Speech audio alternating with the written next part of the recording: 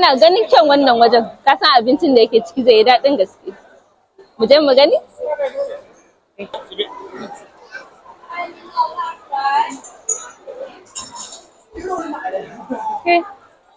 Kana shigowa wajen nan, kai ka san kuɗin ka za su yaga fata-fata.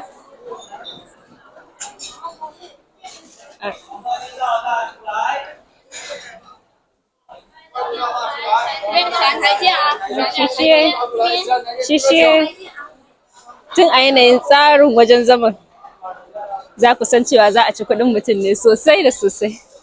Kun gani? Kana zaune kana cin abinci ga shukoki zagaye da kai.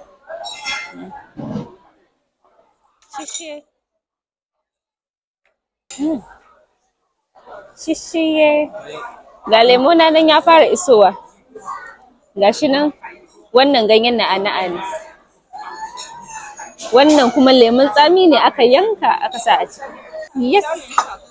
Ga awarata ta 'yan gayu ta iso. Na ga mishi-mishin wani abu. Bari da in tabbatar da menene. Okay, wani ɗan abu ne kamar 'yan shinkafa da suke soyawa sai ya ɗan koma kamar ɗan biskit in ka ɗanɗana shi. Na gane abu. Bari in fara da awarata tukuna.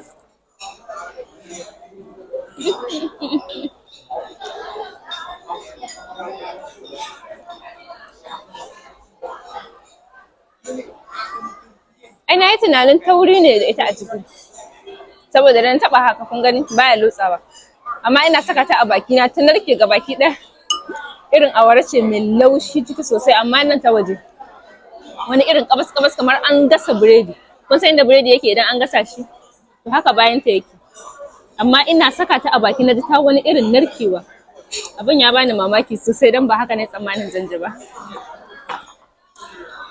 Wannan biredi ne, gashi nan dai kaman kek yawwa. Gashi nan ya buɗe min cikin biredi na an gani. Wannan kaza ce kaman an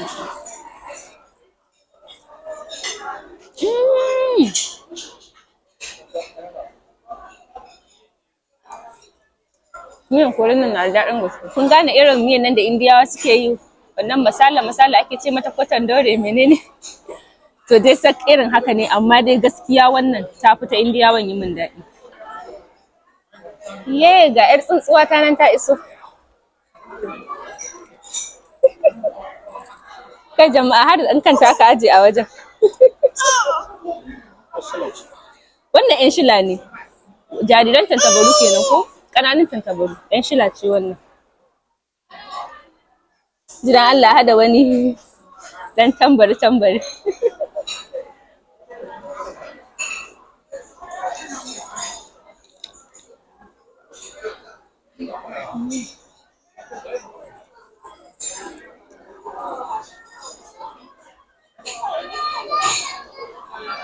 Wato dai na lura mutanen wajen nan sun iya gasa abu ya kabas.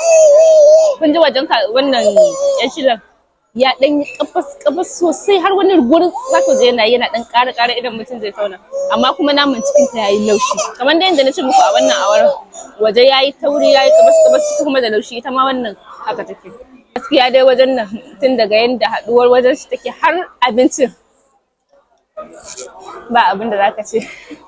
Ka san kawai ka ci kuɗin ka kai da karin kanka har ma an biyo ka bashi. Gaskiya duk wanda ya zo ƙasar nan bai zo wajen nan ba ko an sha da shi.